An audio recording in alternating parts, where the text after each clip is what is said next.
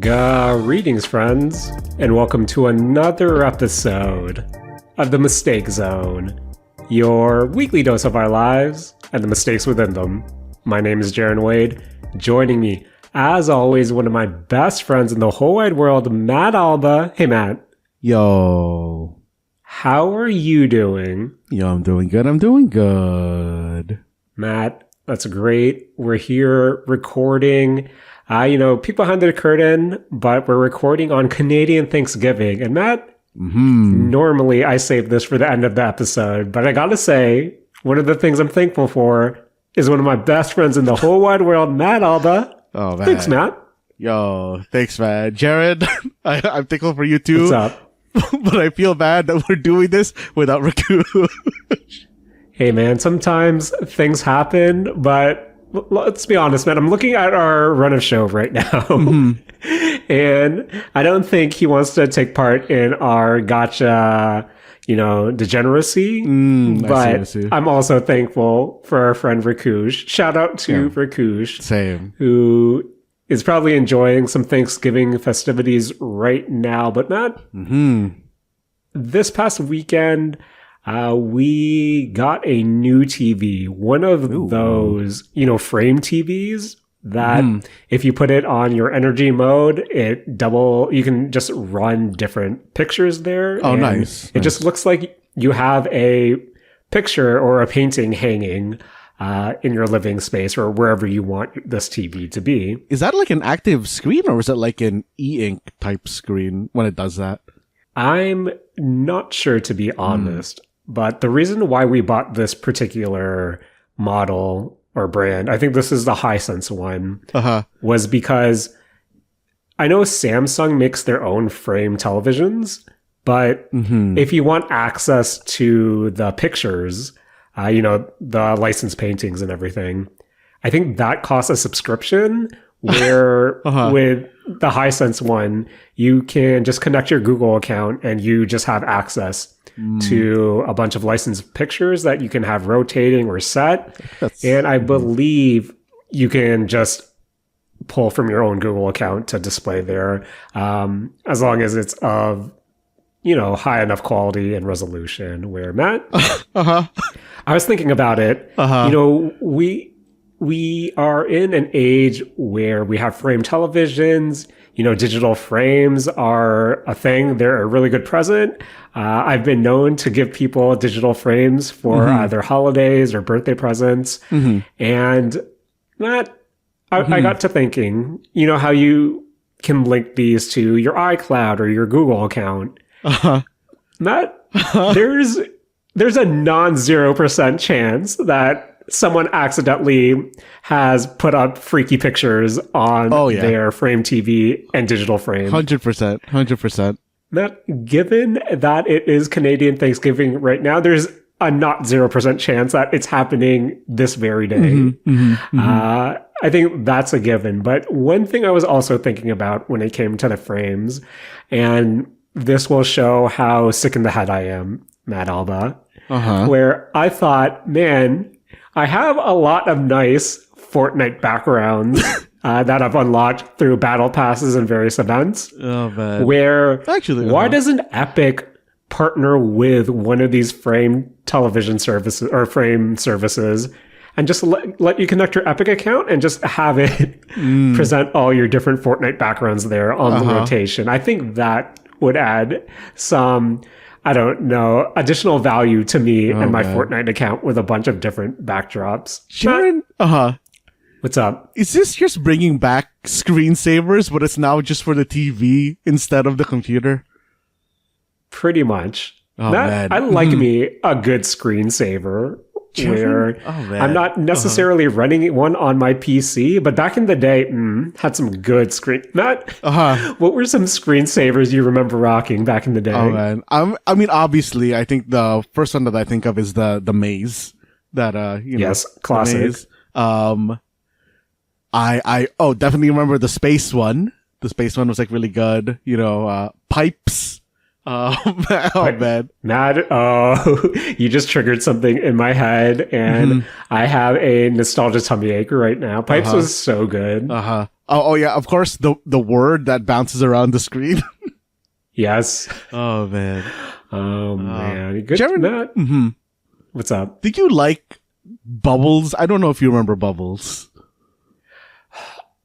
I don't think Bubbles was up there. You know, it doesn't compare to Maze. It does, of course, doesn't compare to Pipes. Where whenever one of our schools had Bubbles playing, you know, I thought it was nice, but I was wishing it was something else. Just because something like Maze, something like Pipes, that really got my imagination going. That made me feel something when I stared at those screensavers. I don't think Bubbles ever did anything that, I don't know, it wasn't as stimulating as, you know, the other two that we just mentioned. But Jaren, I can't not think about you bringing up the Epic thing now, though, because I feel like, you know, even though I personally am not plugged into, I guess, like the Fortnite ecosystem, I feel like if there was just a program that you link your Epic account to and that it just played animations where, like, you know, it's just going to be kind of generic animations of people walking around in, like, I don't know, Fortnite areas, but the people walking around are like Fortnite skins that you designate, would, I don't know, be like really, really good. Kind of like, Jared, are you in a club in Uma Musume? Or actually, no. Even in like Arknights, how like in the base, there's like, dude, your agents are just like kind of walking around chilling. Just something like that where, I don't know, cosmetics that you've spent money on are able to just interact with each other passively. Matt, now that you mentioned it, not only do I want my Fortnite backgrounds to be able to be displayed on my Frame TV, but now that you put it out in the wild, now I want to set all my favorite skins and then all my favorite emotes so that those would be on rotation, where it would be a random skin and a random emote every time I walk by. And I think that would be really fun to wear. Man. Matt, sometimes I think, what would PlayStation Home be in 2025 if that somehow survived?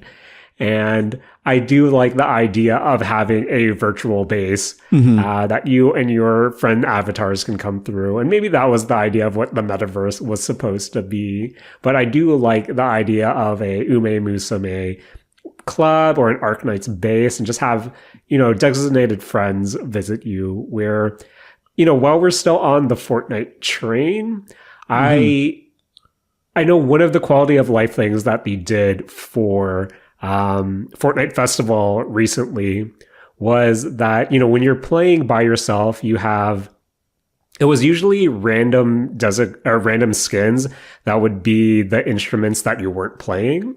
Where one of the recent quality of life updates from a few weeks back was now any of the skins you designate or you marked as a favorite would be in rotation for the other band members. And I thought that was a really neat touch where you can finally coordinate all the Ninja Turtles or all the Power Rangers or all, Dragon Ball Z characters playing in your band.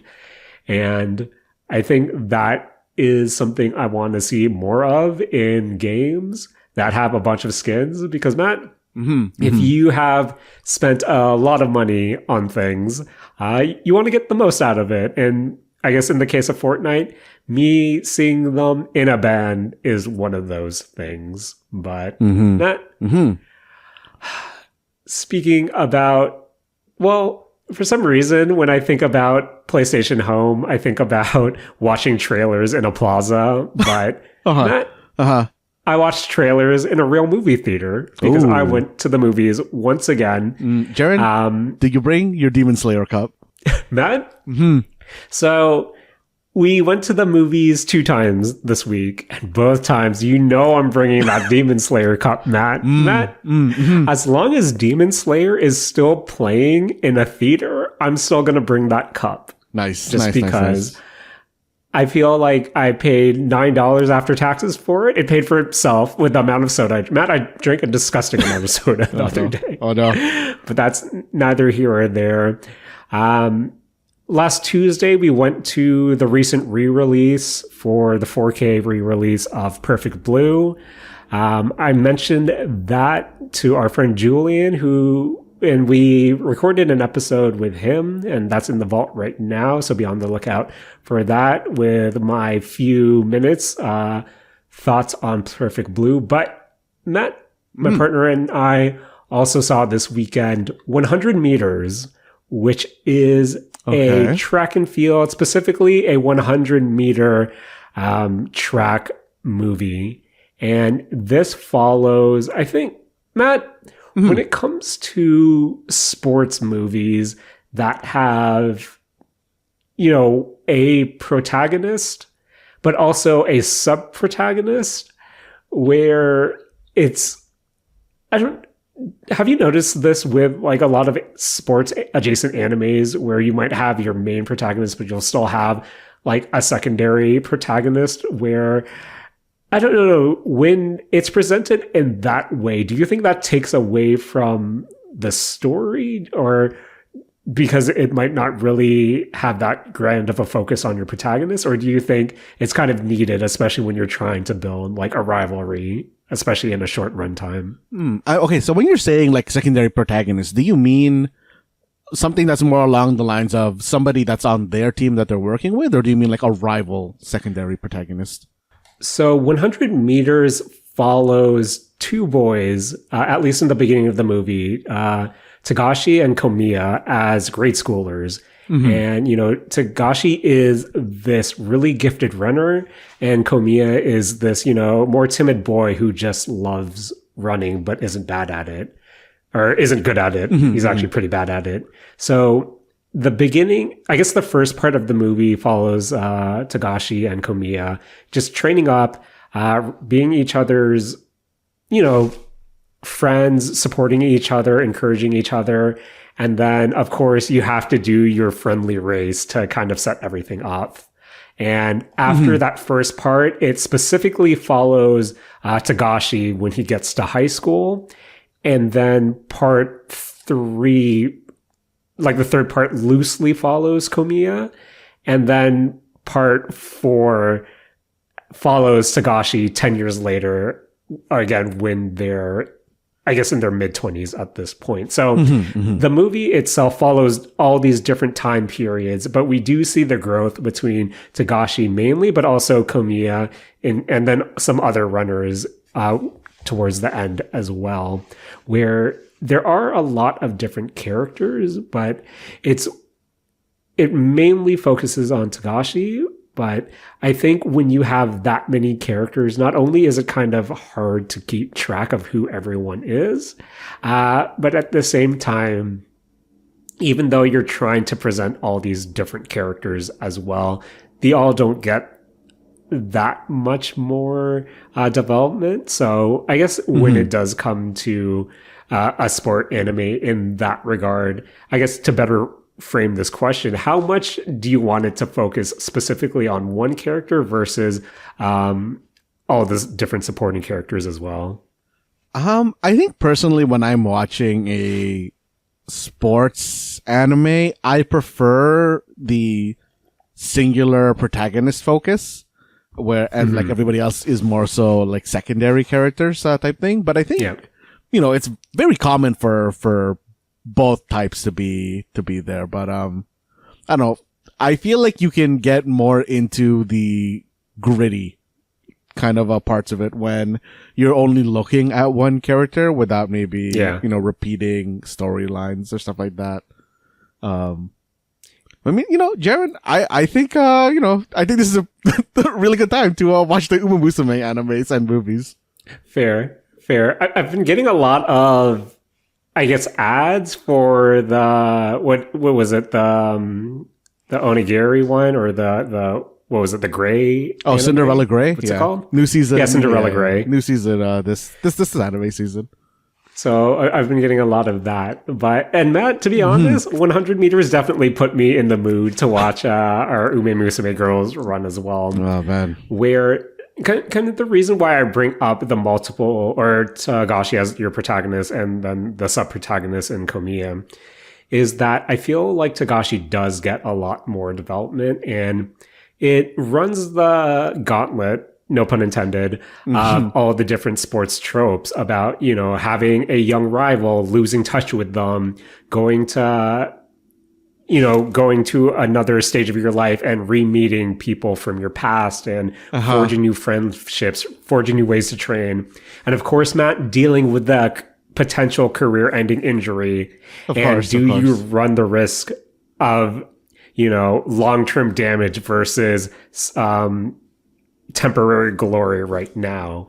Where in the beginning, the reason why I bring it up, it's so focused on Togashi and Komiya, where once these split and once, they go their separate ways past childhood, it almost feels like Komiya himself is more, doesn't get as developed in terms of character dynamics, but at the same time, he's still presented as a force where for me personally, I kind of wish that we got to see, even though we do get to see a bit of him in high school, I wish we saw a lot more kind of trials and tribulations when it came to him as well.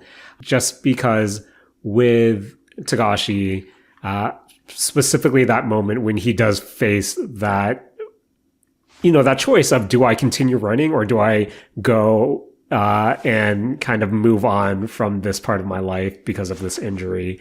I feel like that's such a emotional scene that I wish we got to see something similar when it comes to Komiya as well. But one production note I do want to admit was just how they used kind of different art styles to represent different headspaces, just because one thing I was really impressed with 100 meters is there was a lot more existential conflict within it, where the whole point is, how do you navigate something when you dedicate, or how do you navigate your life really when you only have dedicated to one specific thing? And it's that kind of cliche thing that is presented throughout the movie, where we see all these younger runners ask all these more experienced runners, hey, do you have any advice? And it's that same, you should probably quit now because this will literally destroy you if you keep going. And the reason why I bring that up is whenever the characters are faced with this dilemma, with this choice, with the fact that when they have to reflect about what they're doing with their lives, how they've dedicated everything to this one thing and what they're willing to sacrifice for it. Whenever there's a more emotional tool being presented, the animation itself becomes a lot more less clean, more gritty, kind of more less refined. So just to kind of give you an idea of what the character's headspace is right now, I always appreciate when the art style also presents something less clean, something more rough. And that's always something I really appreciate, just to kind of convey how a character is feeling as well. And of course, by the end of the movie, no spoilers, but we have one last, face off with our protagonists, Togashi and Komiya. And that, here's my issue, and here's light spoilers for the movie, or maybe big spoilers. It's the final race. They're in their mid-20s. This is pretty much do or die for the both of them from what it's gathered. And they're approaching the finish line, and the movie cuts right to credits. And you would think, oh, they're just going to end it like that. You don't know who wins. Classic sports stuff. But not. The theater lights never went on. So it's that expectation that, oh, shoot, they're actually going to save it for the end credit scene. So Matt, entire theater is sitting in the seats. We're all anticipating who's going to win. And that credits end, lights go on. Matt, that's a power move, dude.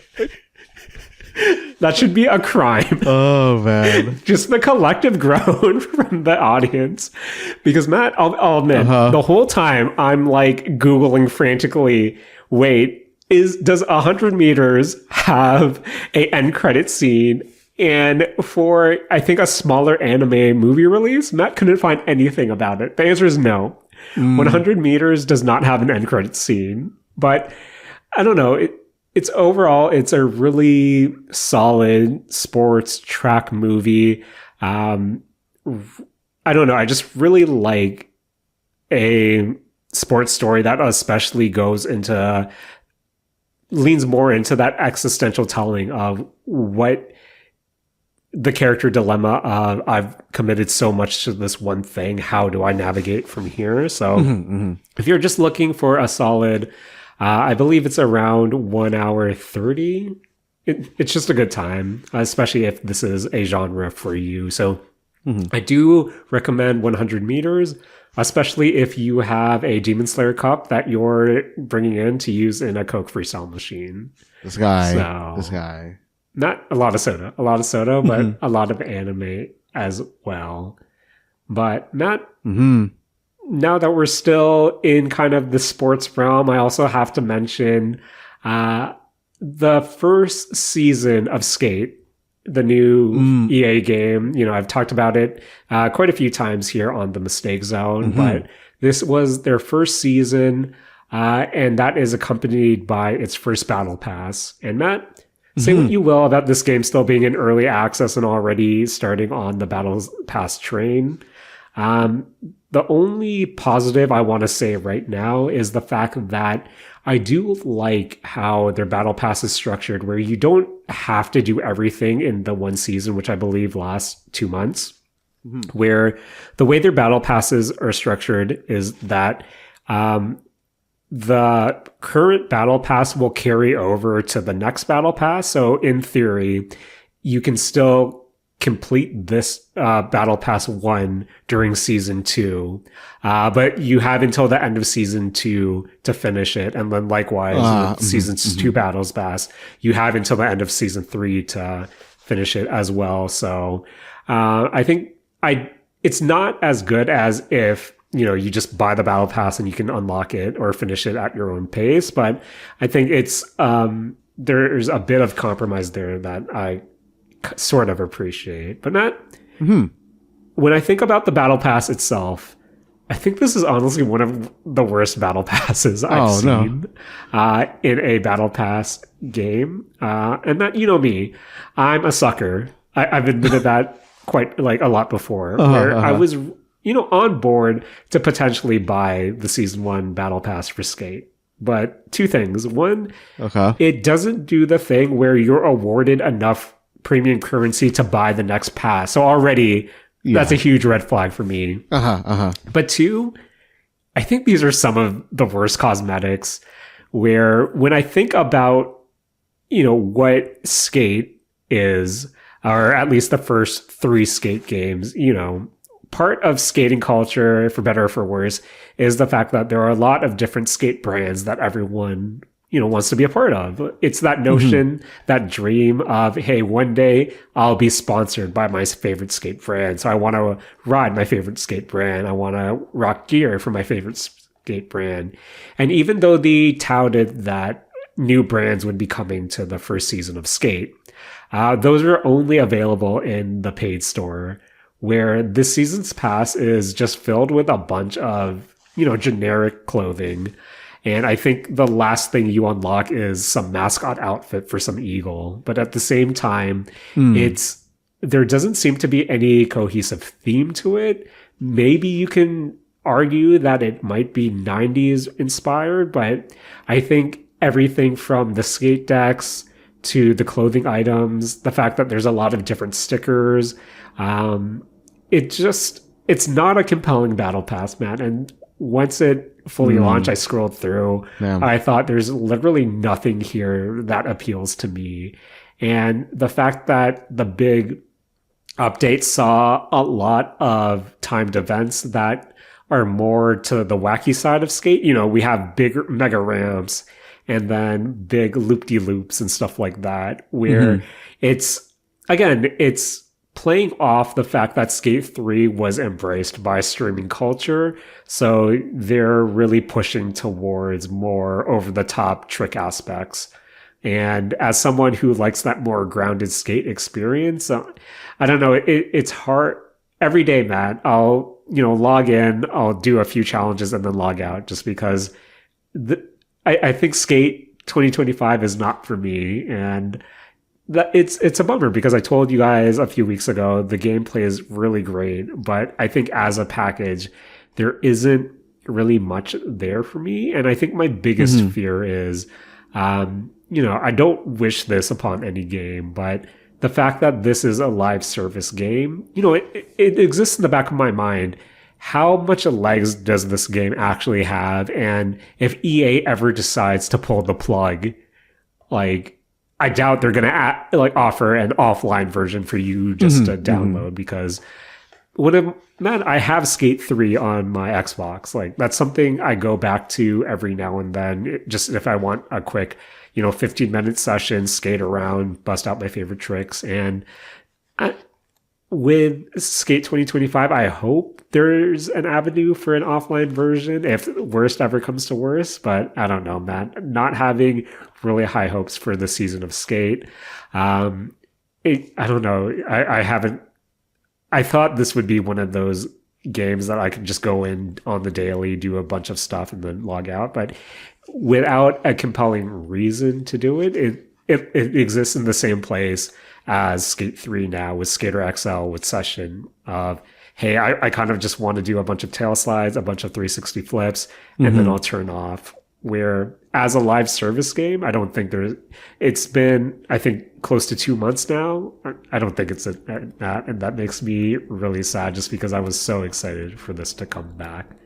But Matt, let's go into some brighter, more positive live service aspects. Okay. Because Matt, did you know this would mark our 13th month anniversary from the first time we ever discussed Zenless Zone Zero here on the Mistake Zone? Oh man, really? 13 months, damn.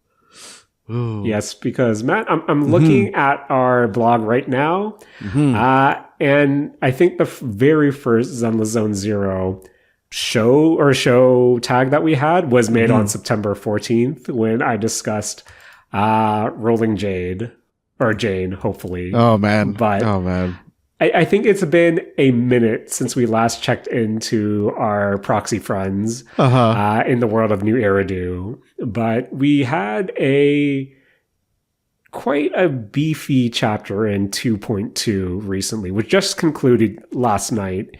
And we followed the adventures of 2 new Obel Squad members in Orphe and Seed. And I believe, is it tomorrow, Matt? At the time of recording. But by the time this episode is live for all our friends to listen to, 2.3 would have released, and we're back with our friends at Spook Shack. So, Matt, how has your experience with Zenless Zone Zero 2.2 been? Or at least, how has your experience with Zenless Zone Zero been since we haven't talked about it on the Mistake Zone in a minute? Jaren, the more and more that I play Zenless Zone Zero, the more and more I feel like I should stop playing Zenless Zone Zero. But then I play Zenless Zone Zero and I'm like, this game's not right. Maybe I'll keep playing Zenless Zone Zero. I know where you're coming from, Matt, just because I think there was a time, specifically in chapter 2.2, this latest chapter, where we were just hot off the 2.1, which did follow Spook Shack, and that was kind of their summer adjacent event as well. And as much as I love the Spook Shack crew, I'm not a big fan of the Obel Squad in general. I love Trigger. I love how she fits in some of the teams I play, but I think the more military aspect, the defense force, and that tone of story just isn't for me, where I was really putting off getting to both the main chapter, which really follows Orphe, and then Seed's sub-story as well. Where I kind of left all the events till the last minute, aka this past week. And Matt, I don't recommend that. Where I'll admit I was up until 3 a.m. doing the stupid Arknights event. Which is the tower defense stuff. And I didn't fully finish it. I only did enough to unlock all the Polychrome awards because, Matt, I'll be honest, I don't like the tower defense minigame whenever it comes back. I was literally falling asleep in the middle of runs.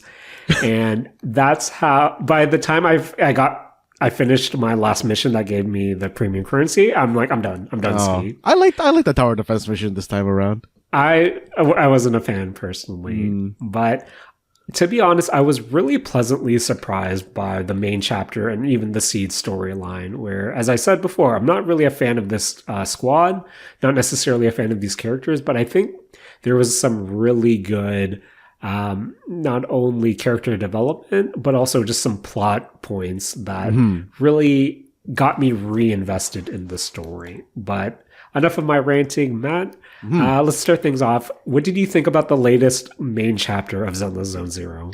I think that the 2.2 story has been my favorite story of the 2.x patches. Right. I really, really like this one.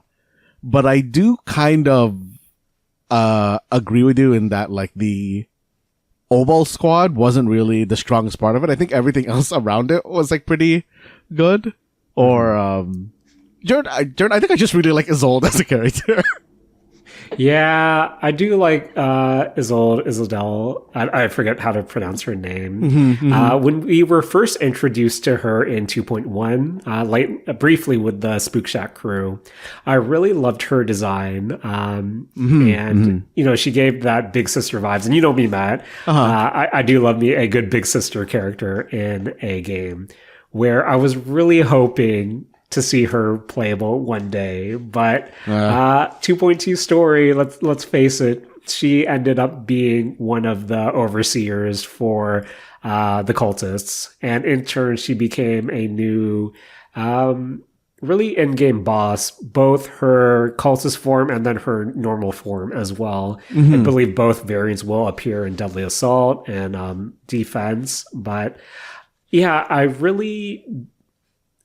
was crushed to see her become an antagonist and a boss, just because that kind of kills all her chances to be playable at all. But it was kind of nice just to see her relationship with Magus, which, to be honest, I think Orphe and Magus was some characters I had no real, interest in following, but I was pleasantly surprised just to see how their stories unfolded and to learn more about their characters. And they were such a big part of 2.2's main chapter as well, where, Matt, how did you feel about Magus and in turn Orphe? I like their story. For both actually Seed and Orphe Magus, I was really disappointed at both of them when they kind of revealed them properly. I think the very first time we see either of them is in, I think, the 2.0 preview trailer, where Orphe looks like she's going to seriously she has a more I guess a badass aura around her, and then Seed is shown only as the robot, and I was very excited to play as big robot dude, but then it turns out to be Seed the girl in the robot, which is kind of disappointing. And then the kind of personality they initially gave to Orphe, I thought was more bumbling than I would like. But I think Orphe's personality makes a lot of sense as the 2.2 story goes on. I actually really liked her development throughout that whole chapter as well. Seed, I'm still kind of even after doing her story, I'm still kind of not really feeling. Fair. And yeah, I think going back to Orphe, I do like how most of the time the camera, the story, everything points and follows to Magus, just because she's such a more vocal character and kind of on paper a more dare I say, interesting character. The fact that she is a intelligence construct based on a former captain of Isadel's squad, and just to see her remnants live on, and Orphe in turn being, correct me if I'm wrong, Matt, a clone of the original Magus. So just to see that dynamic at play was really cool to see. And the fact that Orphe herself becomes a lot more vocal because, yeah, she does present, at least when I first saw her, as this bubbly character. But to see her confidence grow throughout the chapters in 2.2, I thought was really cool. And it really helped her stand out a lot more in comparison to Magus, where by the end of it, I did see them more so as equals rather than Magus and then her companion, if that makes sense. And then when it comes to Seed, I think on paper, I'm not sold 100% on her, but I'll admit, Matt, her side story, just following her journey to understand what death is, to understand what happened to Seed Sr., and ultimately her learning to say goodbye. I think, you know me, Matt, you've known me for a while. I think that those themes really hit home to me, you know.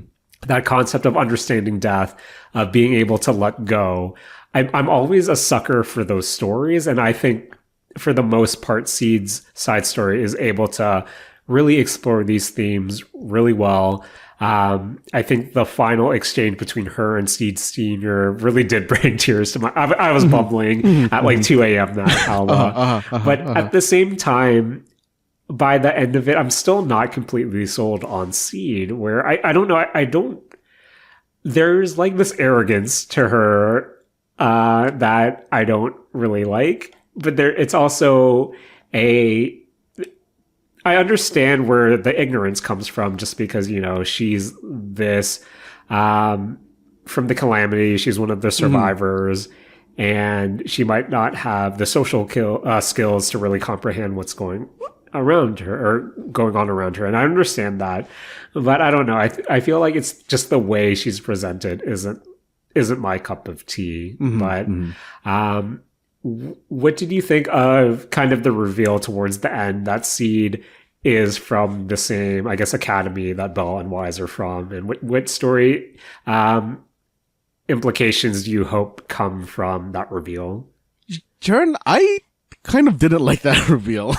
I thought it was very weird. Like, I guess like they kind of like were saying, oh, you know, a lot of the time Seed and the Proxies were similar, or they're like of the same type or something. I can't remember the exact phrasing that they were using throughout the a lot of like Seed's dialogue, but yeah, I'm now like wondering how weird, I guess, their other classmates, for lack of a better word, are going to be, because for the most part, I think that Belle and Wise seem well adjusted, and like Seed, maybe, you know, she did seem younger when she was abandoned in the Hollows story wise, so you don't have that kind of I guess like like socialization that you probably missed out on. But I'm curious to see more so who else they are going to throw into the, oh, we were also a part of like that academy storyline. And I'm hoping that Seed kind of takes a backseat in that storyline, to be honest. That's fair. But yeah, in addition to all the main story stuff following the Obel Squad, there was a handful of events as well. Of course, that's what happens in a live service game. And I think normally I don't really talk about the events just because some of them are kind of filler and they don't really do much for me. But I think the Bangbu treasure hunt event and the story of, you know, you trying to help, I believe the Bangbu was called Adrift half a year, trying to find their master and kind of going on a, you know, adventures trying to essentially collect all the Dragon Balls, Matt, to grant this Bangbu's wish. I thought that was actually a more compelling event than I'm used to, where not only is it really quick, you know, every day you just go to one spot based on the hint, find the Bangbu in the environment, and then get a quick little story. But I think in terms of, you know, throwaway events, I really liked the Adrift story, just them trying to find their master. And also, you know, having those themes of trying to let go, not being able to give up hope. I think it hit a lot of those points that I was really looking forward to, because normally, Matt, with a lot of these side events, I'm just trying to skip. I'm just trying to get my polychrome and then get out of there so I can go to bed. But I don't know. I thought this was a cute event, and I do like a good scavenger hunt where I hope we get to see more of these in the future. But I got to ask you, Matt, since a lot of these events are reoccurring or repeats with different kind of rappers, based on the year that we've had with this game, what are some of your favorite side event types? And what are the ones that kind of make you excited to play again? I mean, Jaren, I'm glad that between the two of us, at least one of us really got meaning out of the treasure hunt one in particular. Oh, no. Jaren, not feeling it, Matt? No, Jaren, I was not paying attention to, I guess, like the story there as much. The whole time that I was doing that event, I was really thinking, Koyo really has to release Bang Boo merch. Like, doing that event, I did not want that was the most concentrated amount of I wish I had Bang Boo merch feeling that I had in my, like, heart. And Matt, sometimes I get served TikToks of like Bang Boo blind boxes. I don't think they're official, but you have to expect that MiHoYo probably has something like that. Oh man, maybe I'll go in on that, because honestly, Jaren, the Bang Boo is such a versatile mascot, and I really like its design. Like, if I could get like a one Denny Boo, I'd be so set. But I mean, I think I like a lot of the events that actually came in this patch. Like, this treasure hunt was just, really scratching my what do you call it? Materialistic scratch. The what do you call it? Tower defense one. I generally like the tower defense event. I liked it the first time. I liked it this time because I don't know, those Bang Boo just get so overpowered once you are able to upgrade them that it scratches my power itch, or my, like, Vampire Survivors, I guess, itch. Fair. And I initially didn't like the rhythm game, but as it got more on, like, the more kind of complicated songs or, like, difficulties, I liked how they were doing it. I thought that was, like, a fun rhythm game system. Because I never really played, like, Beat Doctor or any of the rhythm games that use that sort of beat map or note highway. So for me, this was like a pretty fun experience. Fair. I also really like the photo booth one, or the photo event. It wasn't in this patch, but I think it's gonna be in 2.3, where you have the camera in the hollow, and you are, like, supposed to pause at a point and just take a photo. I like during that combat, that's definitely one of my favorite ones as well. Where not. Sorry to cut you off, but I was looking it up while we were reminiscing about Zenless Zone Zero events. Matt, earlier this summer, MiHoYo apparently released Zenless Zone Zero Bang Boo Blind Box Series Volume 1 licensed. And Matt, I'm going to send you the link right now. And blind reaction, what do you think of the Volume 1 roster of Bang Boo? 81 CAD. Okay. Let's see who's here. Ooh. This is okay. I like safety. I think I like all of these Bang Boo.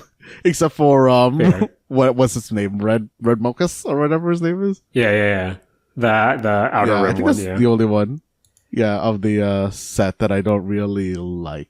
This is okay. So I would there are others that I like a lot more, but this is an okay set. I'm surprised that the proxy bang the proxy bang boot was in here. It's skipping my EOS, name. EOS, yeah. Wait, Matt, hold the phone. I think MiHoYo's calling. They want you to draft the 6 Bang Boo for Volume 2. Matt, who's your Volume 2 roster? Okay, so for sure, Jaren, I think for me, one of them has to be one Denny Boo. I think that is just like a Bang Boo design that I really like. I think Bag Boo is up there for me as well. Overtime Boo. Yes, classic. Is that his name? I think it's Overtime Yeah, Boo. Overtime Boo is...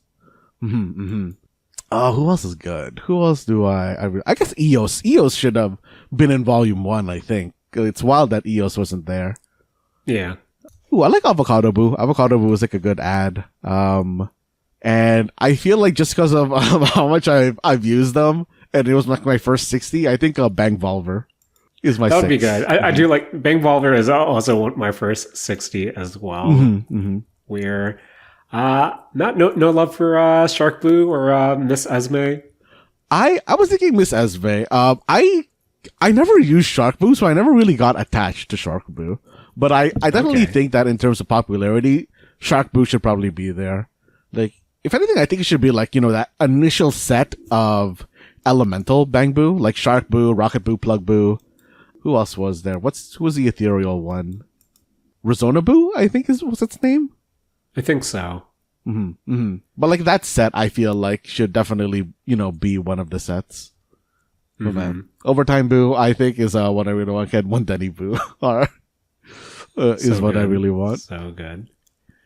But now that we're theory crafting what feature Bang Boo merch we want, we not only did we get the drip marketing for 2.3, which again is happening this week, probably out by the time this episode is released, and of course 2.4 has also started, but I guess gearing up for 2.3. Matt, what are you looking forward to with the next major Zenless Zone Zero update? Ooh, Jared, I'm looking forward to having another S-rank support to flesh out my teams, because I love me some supports where they're less likely to get screwed over by new units coming out. Fair.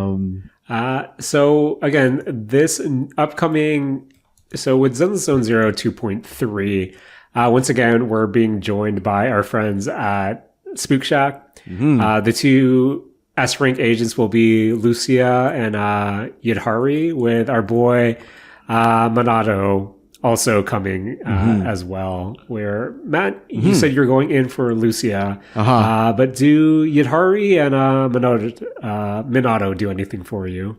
I hope I want to get Monado, and I kind of feel bad about also like wanting to get Monado now that I've seen they kind of showed off Banyue in leaks for like 2.4. And I also really like Banyue, that he has good animations, Jaren, and he's the exact same type as Monato. So, but they can't keep getting away with this power creep, Matt. Man, Jaren, I feel like I kind of agree with the statement that Monato should have been added to the as an S rank to the standard banner as the Rupture agent. I feel like that would have been like a good way to put Monato into the game. But yeah, I mean, I'm gonna def pull on Lucia. I'm probably gonna, do my standard, like I'll put 20 pulls into the Yidhari banner, 20 pulls into Jufufu's banner, and just hope for some really, really good luck. Where Matt, you know me. I love me some Spook Shack. I've said I'm trying to say Spook Shack as many times as I can this episode because I love them so much.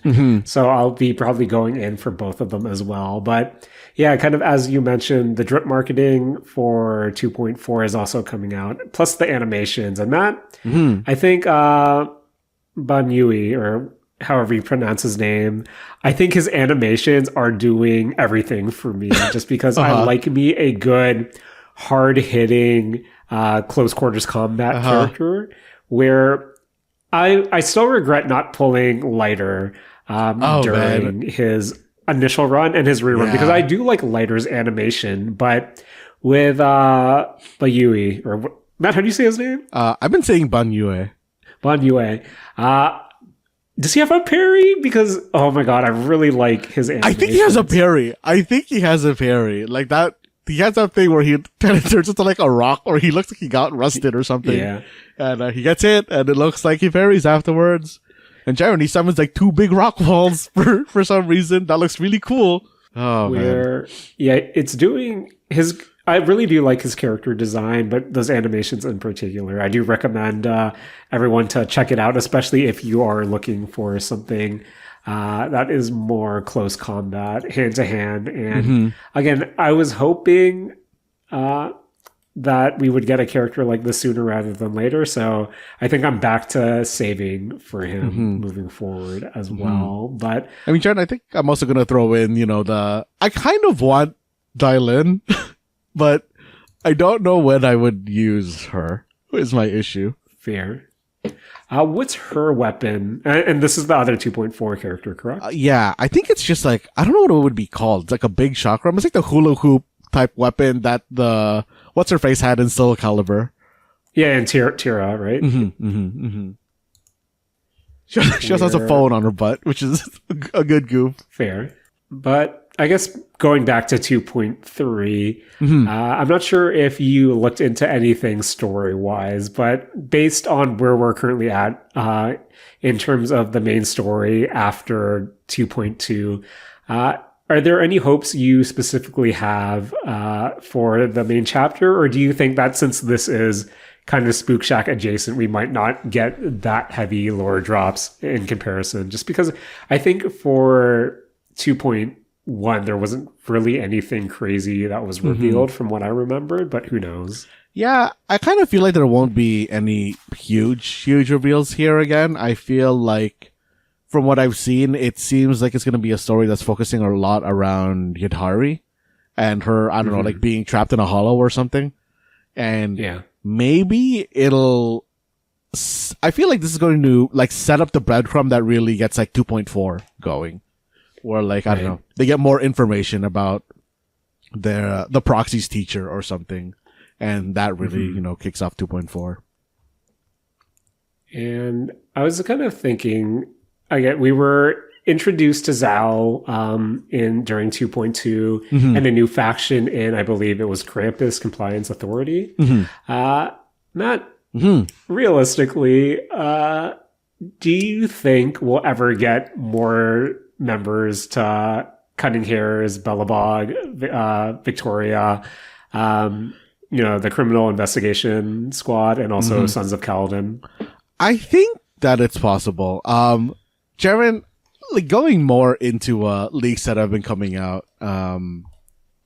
there was like a leaked character that is being added to that currently has the, I guess, like team of whatever Jane's team is. Okay. Because you know how she's like slightly different from Jingyi and like that set of characters. Yeah. But like they're still considered the same faction, and them having Jane's is like, I'm okay. Them having Jane's and also the current theory of it being the idol that you meet in what do you call it, during like the water festival or the water park thing, seems like a really, really good goof that this is like an idol police. And I don't know, that theory probably isn't true, but it's really funny to me, and I kind of hope that's what it is. Fair. Yeah. Matt, it was a good checking into Zenless Zone Zero. Jaren, there is a thing that I want to ask you. Speaking of all these leaks and everything. Yes. During the, I guess, like 2.3 or 2.4 preview, I can't remember which one it was exactly, they showed off as well Ye Guang, or however you say her name. The girl with the sword. The twin-tailed girl with the sword. And yes, the current running theory is that she is going to be another Void Hunter level character. Oof. So, of course, Jaren, as meta players, we are going to be pulling her. Of course. Jaren, what would you want this character to be? Or what do you think that this character's like class and element are going to be? Ooh. So, when... Not... This is going to sound so lazy. But, you know me. My two favorite... I love me Jane. Jane, never forget who you go with the dance with. But Matt... If I had to tell you who my favorite agents are in Zenless Zone Zero, it is Astra, and to a lighter extent, Yuzuha. And then it's Miyabi and Alice, because with our support girls, I can just hit special and switch out. That's all I need. Of course. If I see my X meter, it has enough juice in it, I'll switch to them, hit special, back out. And then with Miyabi and Alice, I just need to see their sub bar be full. I hold my basic attack, and crazy stuff happens, and things usually die. Where, Matt, I'm old. I'm an old man, and I don't like the characters with too many mechanics, because I hate to admit it, as much as I love Vivian, I still don't understand how to play as a Vivian. Oh, man. But Matt, if Yi Shangguan or whatever allows me to build up a meter and hold basic attack for her to do some cool stuff, I'd be into it. But to be honest, I don't think she probably won't be Rupture. Probably not physical, probably not ice anytime soon. Considering that if Miyabi will be the ice Void Hunter, I feel like if you have a playstyle similar to Miyabi and Alice, I don't think it's going to be a physical anytime soon. Where I always feel like we have an abundance of electric units as well. Where I don't think it's going to be electric. And I'm looking at some of the art that's come up of her so far, some of the models. I'm seeing a lot of red. Fire. Do you think she'll be fire? I think she could be, to be honest. I'm thinking fire, but that's where I'm at right now. What are your hopes for her? I mean, okay. I think that she is almost for sure going to be an attack agent. Yes. Just to fill in the, I guess, like, DPS triangle of the Void Hunters we have now. But I kind of was hoping for her to be physical, because I'm assuming that's why Dai Lin is a physical stunner. But right. I also, I need something to fill in fire for me, because the only fire output I have is really Bernice, and you always have to pair Bernice with Jane or Miyabi to really get Bernice going anyways. So for me personally, a reason I actually really want to be able to, okay, Jaren, I actually kind of hope that I lose the 50-50 on Lucia, so that I have more reason to pull on that banner to get more Monado Mindscapes. Fair. But I kind of want like a fire DPS to so that I can have more fill for that element. But I'm guessing Banyue is also going to be filling that in for me as well. I'm sorry, Evelyn. I was going to try to roll for her, but then I realized maybe I need to, save up for my Spook Shack girls, and now I have to save up for Metal Man, who hits hard, and I like. But Matt, I forgot to mention, 2.2, we had at the end of the main chapter, we had the cliffhanger, and we saw our Yinquei Summit, our senior, our senpai, if you will, Matt. We had Shion talking to Sarah, and Matt, was this can this get any more cliche in terms of, hey, someone will potentially betray us, and of course it's going to be the one who isn't playable. But what did you think between the exchange between him and Sarah at the end? I mean, I feel like that is really just setting up why Yesha Guang is gonna come into the game, because I'm assuming that, I think they said that they're brother and sister. I feel like that was said somewhere. So okay, I feel like, yeah, that's there. Okay, this is why we're going to pull in another Void Hunter level character into this game. Fair. But yeah, Matt, our semi-annual, not even semi-annual, we check into Zenless Zone Zero every couple of months, I feel, and I think it's since it's been the quarterly Zenless Zone Zero corner. Yes, we have to, Matt. We have to, especially if Rakush isn't here, because we can't bore him with this degen behavior of ours. But Matt,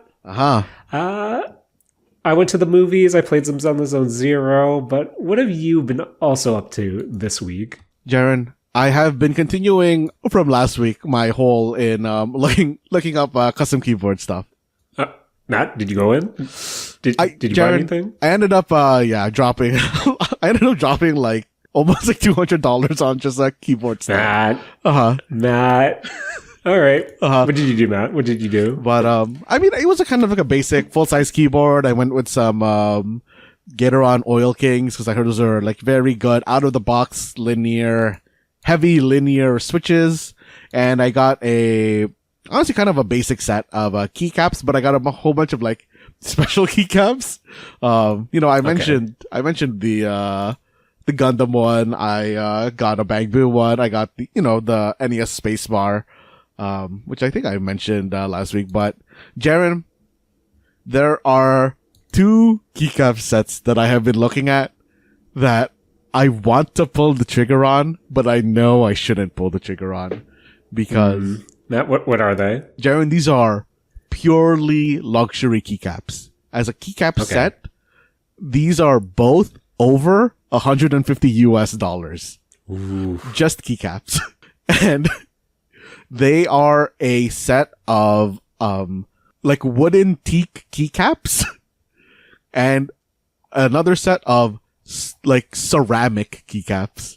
And I don't know, Jaren, these seem so cool to me, but they are so in the luxury kind of like they're just so luxury that I feel like it's crazy to buy these. That again, if you were looking for someone to talk you out of doing this, came to the wrong corner of the mistake zone. Oh man. Maybe if Rakush was here, he would be the voice of reason, but not. You know me. If I have something in my cart right now, which I do, if I know you or our friend Mark has their eye on something, I'm going to say, if you do it, I'll do it. Oh, because Matt, if luxury keycaps are in your future, maybe my Steam cart would be checking out right now. Ooh. Because there are some games I would want to buy, but I probably shouldn't since I am playing a lot more games as well. Oh man! But not in terms of color schemes. What are these just basic? Because when you said ceramic and I believe you said wood, I have an idea of what they look like in my head. But what color themes are these? I mean, I guess like you're picturing in your head, like the ceramic set is either a white keys or black keys, and then they have the alternate kind of color for the lettering. So it'd be like, black letters on white or white letters on black. Right. And you have the choice between shiny and matte. And I actually, as far as those go, I actually don't know which way to go if I were to go in on this. But the wooden ones are just carved out of wood, so it does have like a wood texture to them. And these are the ones that I'd be more hesitant on because I feel like I would just mess these ones up. There's a certain thing about ceramic where I feel like I won't break it, or won't wear it down, but I feel like wood would get messed up in a way that ceramic wouldn't. Honestly, from where I'm standing as someone who isn't a keyboard aficionado, I feel like a wood one would be for a keyboard you don't, go to town on. That's a display keyboard. That's a display keyboard. But considering all the things you do on your computer, I think the ceramic one might be the better choice of the two. Yeah. Where, I don't know, Matt, those are both quality potential purchases, I find. But, Matt, maybe if you do it, I'll have some new games to talk about in the near future. Oh, bad, Jared. Matt, maybe I'll have some new games and some new Monster Hunter pendants for a game that I'm not actively playing. Oh, man. Jared, I think I'm going to go back into Monster Hunter soon. I feel like, it's been long enough that maybe at least some content has built up. I wanna fight those Final Fantasy monsters. Apparently the Final Fantasy... My friend who is a Final Fantasy guy and also a Monster Hunter guy, has apparently been really enjoying the latest Monster Hunter updates. Ooh, okay. Then again, they're specifically made for a player like him. I hear performance is still doo-doo. Well, and, yeah. that's a given at this point as well. But Matt, I feel like before we sign off for this week, there is one thing that I wanted to discuss with you. Maybe real quick, but I feel like a few weeks ago when we discussed the finale of My Dress Up Darling, I was, maybe not the kindest when it came to how this series ended. Yes. When we think about how much My Dress Up Darling means to not only me, but the Mistake Zone in general, and how much I love Gojo and Mirin as characters. Their send-off was, let's say, pretty underwhelming. And I said it then, I'll say it again. I feel like there was a lot more potential stories to explore, and I feel like a lot of things were set up that were just ended abruptly, and that will always stick with me. But I think earlier, at least I finally came across the official epilogue to My Dress Up Darling, coming from the author themselves, Fukuda Shinichi. And that, I'll admit, when I was in my crash out phase of My Dress Up Darling, and there was that goof chapter epilogue going around, I bought into it, Matt. I bought into it, and I got notably upset. And then I found out that the one I read was a goof, and the internet goofed me. But this was no goof. We, at least both of us, finally read the official epilogue to My Dress Up Darling, and we get to see, essentially it does follow Mirin and Gojo as Gojo goes to Mirin's father to ask permission to marry her. And we get one more exchange between them. We get brief glimpses towards what happened to all their friends, where they're currently or where they're at at this point of their lives. And of course, one, it's good to know Gramps is still around, but like all proper romance manga, Matt, we do get a shot of Gojo and Mirin's child right at the end, where I think I'm still bummed that there was a lot of potential storylines that I wished were explored, but in terms of a proper send-off, this was a lot better than what we got a few months ago. Yeah. But in terms of the epilogue overall, Matt, how do you feel about the send-off to My Dress Up Darling? I enjoyed the epilogue overall. This really felt like it was almost a normal chapter. Like you could have definitely slotted these storylines into Dress Up Darling if it had continued proper, and just it having that feel to it made it feel better to me. Jaren, I don't know if this is just like a Japanese thing or not, but them getting married after high school is wild to me. Yeah. I reread it because I thought, oh, maybe they meant, graduation after, like post-secondary, but graduated high school is wild. Jaren, they shouldn't be getting married at that age.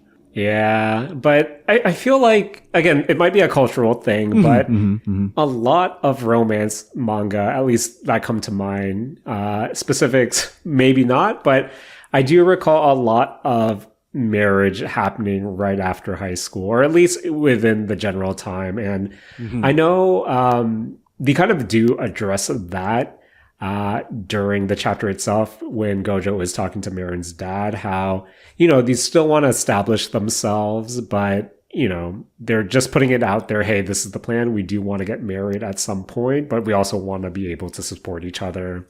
And maybe that's why Mirin's also doing an office job. We get to see a glimpse of Gojo still, taking over the Hina doll business as well. But in between them still showing their love for cosplay, Mirin also not being able to cook still. A lot of good stuff. And then we do have those two pages, the time skip as well, to the point where we do see that they have a child between them. which you would think is a bit farther down the road. But Matt, what did you think of the quick reveal of Nachika at the end? I was too distracted by the fact that it didn't look like Gojo and Marin aged up at all.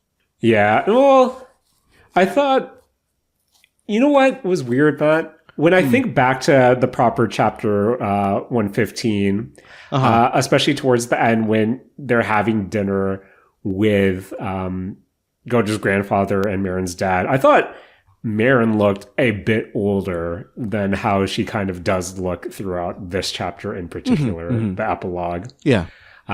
Where, I don't know, I thought she aged down compared to last chapter, so I'm not sure what the actual timelines are. Yeah. But when we look at those final 2 pages, I think Gojo just looks huge, but I guess since his daughter is like a tiny baby girl, but she looks like a toddler at this point as well, so you would think some time has passed. And Marin she is wearing the same outfit, I think, as or something similar to when she was kind of aged up to me last chapter, so I'm guessing some time passed there as well. But Matt, whenever I see one of a romance manga couple kind of age up and have a child, I just want to see one more chapter just to see how they are with as parents. But I think this is the most that we'll get here.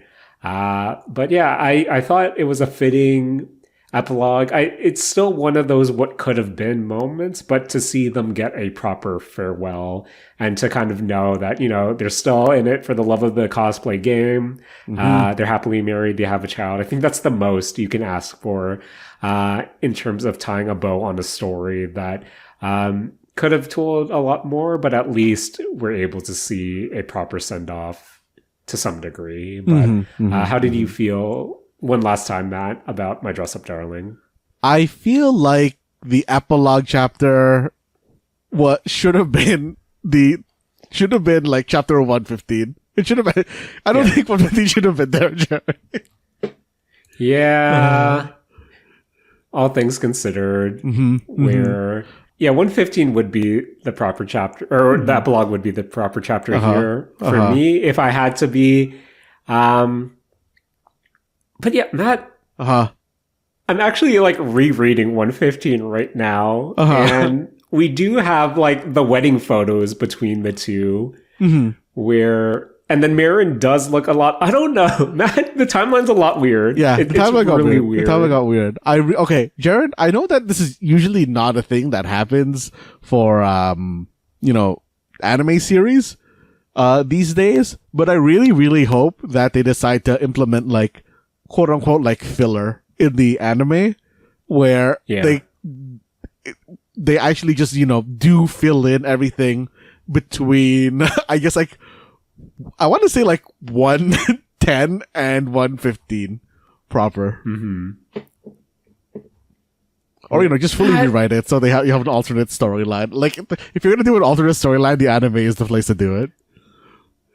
No, Matt, I'm literally reading through 115 right now. Marin looks so much older. Okay, controversial. I think 115 should have been the actual epilogue. And then you put in the Nachika at the very end. Yeah. Do we need to director's cut 115 and the epilogue? The mistakes of cut of My Dress-Up Darling. No, like I'm actually. This is like the fourth time I'm saying this. 115 should be the epilogue, just because Marin's like notably older, and if you took the epilogue, everything up until the Nachika reveal, and then put the Nachika reveal as the closer for 150. If you switch these chapters around, but keep the Nachika reveal where it is, I think that would have sat better with me. I mean, okay, Jared, to be extra fair, you could fit like 3 volumes between 114 and 115 proper. No, for sure, for sure. But if we were talking about 115 specifically and the epilogue, yeah, I don't know. I don't know why rereading 115 is making me upset. 115 proper? Oh no, 115. No, the epilogue could have been 2 separate chapters. To be honest, I feel like you have the talking to the dad as one chapter, and then Marin cooking as a second chapter. And then you have, I don't know, like child reveal as or like the wedding and the child reveal as, you know, a third chapter, and then 115 proper as the final chapter. Yeah, it's nuts to me. Where, yeah, like I can, Matt, that's how much 115 hurt me. I completely blocked out the fact that we do see the wedding photos in 115, and it's the fact that numerous times you see Marin's ring. So that just makes the epilogue even more confusing to me. Where why ask for the marriage? Why ask for the marriage when the marriage has already happened? But I don't know. Yeah. I don't know, man. Yeah, but give me the adventures of Nachika. So give me a one shot. I need a one shot at this point. Sure, would that be interesting? What follow? I don't know what Nachika would do. I love me some slice of life, so I'll read it. Jared, if they just did like a yearly chapter on Halloween of Nachika dressing up, I think I could get behind that.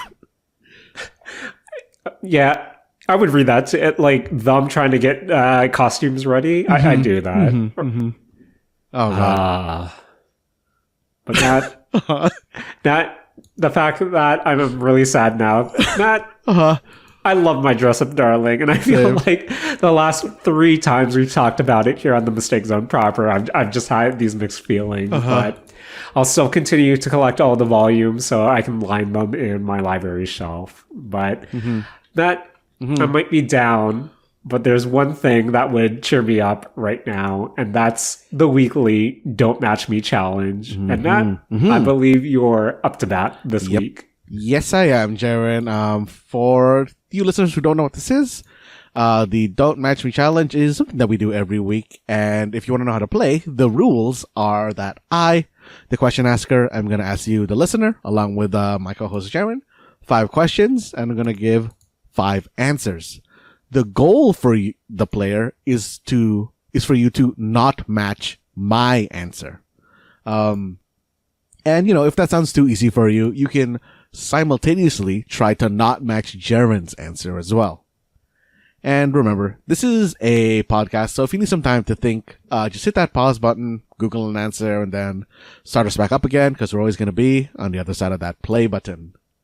And Jaren, I am assuming that this is going to be the last time that we're going to be talking about my dress up darling. Yes. I've definitely thought that on this show before. So, you know, maybe I'll be wrong. Jared, maybe, you know, in the future, it's my dress up daughter. But Matt, that's such a good title. That's such a good title. You have to. You have to, Matt. But for now, Jared, I felt like this was my opportunity to bring the Don't Match Me dress up edition. I'm going to start from the top, starting at question 1. Going to start very basic here.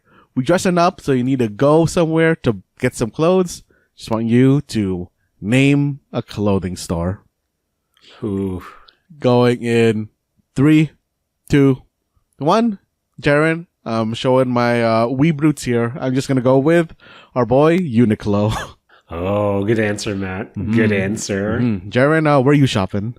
Matt, I initially thought of Uniqlo as well, but if I had to stay true to my roots, you know, I have to say, Hot Topic. Of course. All right. So, going on to question 2. I want you to name any piece of cultural clothing. So, any piece of clothing that's like, you know, particularly tied to a culture. So, name that piece of clothing in 3, 2, 1. I went with the classic. I went with the Scottish kilt. That scared me for a moment. Oh, where Jaren, again, where'd you go?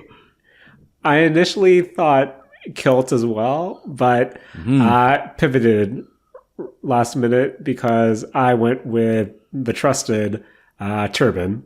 Oh, of course. Yeah, that's a solid piece of cultural clothing. All right, Jaren. I'm going to, for question 3, I'm going to take you way, way, way back to probably high school, maybe more recently. Depends on when the last time you Googled this was. But okay, Jaren, and listeners, I want you to name a type of necktie knot. So you're tying a tie, and you have your tie set up.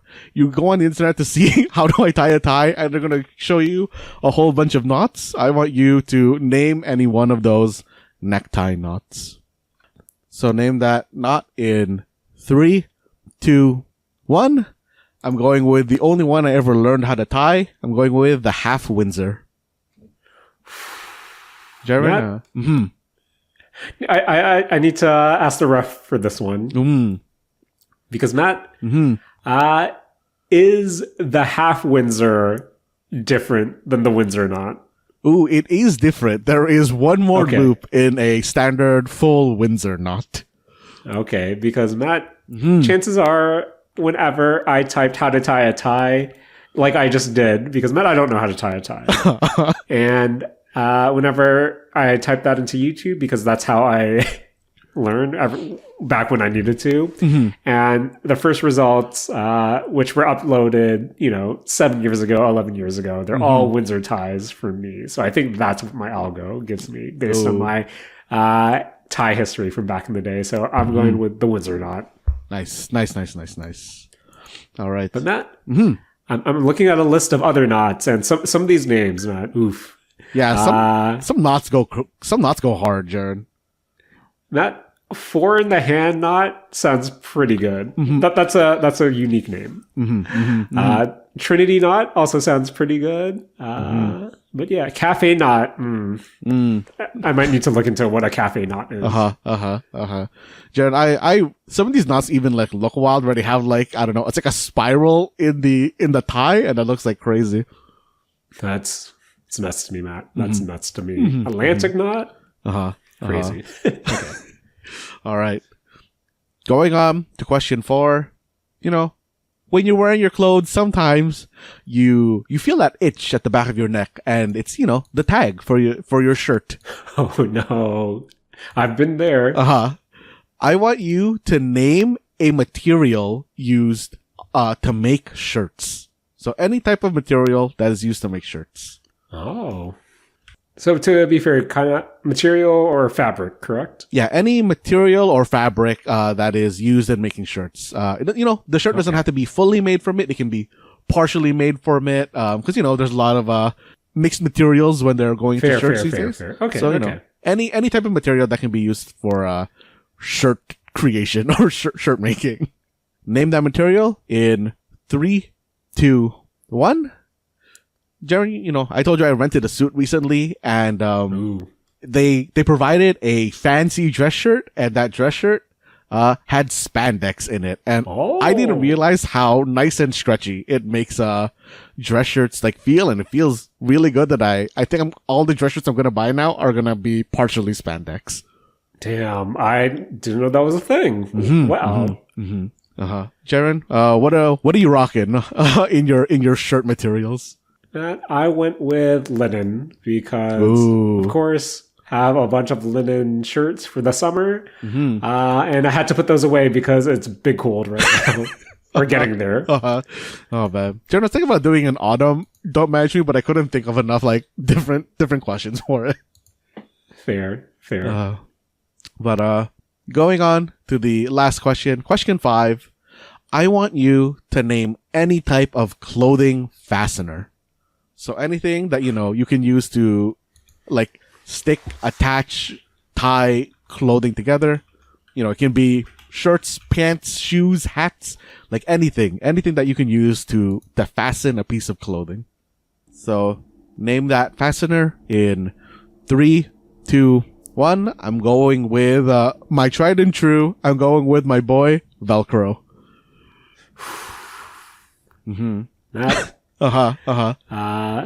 Scared me for a moment once again. Ooh. Because I originally thought Velcro, but I thought, nope, Matt would rather pick that one. If I had to be honest. Good, because I'm 12. So I had to pivot, and the only thing that came to mind was, I don't know the names, but the snap in a snapback hat. Ooh. Whatever that's called. The snapback. Those are good. That's good. I like, Jaren, I really like it when dress shirts have the snap buttons. Oh, that's too fancy for me, Matt. Oh, that's man. too fancy. I like snap buttons. Matt, you know what I started wearing like a lot, and when I say recently, I mean the last 5 years. What's that? Dress shirts without like a collar. I really like collarless dress shirts. There were collarless dress shirts? I thought the whole point of a dress shirt was the collar. Well, it's not like a traditional collar, but like a more subdued collar. Oh, yes. Okay. I just like Googled a picture of these and okay. Yeah. I fully get it. Yeah. I like me that. Not that I'm going out to a lot of functions recently. Matt, I'm pretty sure I said this before, but my partner's best friend, like a few years ago, got married. And it was like, the ceremony and the reception was at their parents' house. And the theme was, hey, wear whatever makes you feel good. And Matt, oh no. I was so close to going in my combo of a light jacket and my Makima t-shirt from Uniqlo because that made me feel good. But I went with another button up, but I did wear a good pair of Nike SBs because that makes me feel good as well. Next time there's a function, if you see me in a Makima t-shirt, don't be surprised. All right. But Matt, I said it at the top of the hour, Canadian Thanksgiving. Gotta thank my boy, Matt Alba, one of my best friends in the whole wide world, for joining me this week, as always, editing this episode, and of course, bringing us the Don't Match Me challenge. Thanks, Matt. Yo, thanks, Jaren. As always, I want to thank you for hosting this episode and, bringing us back to the Zenless Zone Zero zone. Of course, Matt. Of course. Matt, gotta thank my Demon Slayer cup. Because Matt, that's paid for itself. Want to thank Marin. Want to thank Gojo. Matt, you know who I don't want to thank? Who? And I'm gonna end the episode in a really weird place. Okay. Matt. As someone who follows a lot of fan art subreddits, Matt, okay, there are particular Bell and Wise fan arts that have popped up a lot recently, and everyone said this was because of something that happens towards the end of the latest Zone Zero chapter. There was nothing at the end of the latest Zone Zero chapter to warrant the increase of fan art between the two, and I'm now super confused what subtext I'm missing. Yeah, I'm like playing the end of the chapter in my head, and I can't think of anything that would increase that fan art pairing in particular. The internet is a mistake, and that's why we're on the mistake zone. So please take it away. This has been the Mistake Zone, and we're all out of pipe-style screensavers.